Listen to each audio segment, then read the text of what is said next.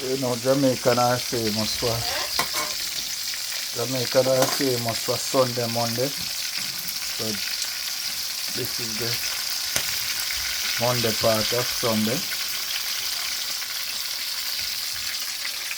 The rice and peas was enough, but not the shrimp. So just doing some fish to top off the Sunday, Monday. The rice and peas and shrimp was done from yesterday, and now I'm back to the sauce. So it's now on the stove. I said they have honey, orange, papaya and apple, and I've added the powder seasoning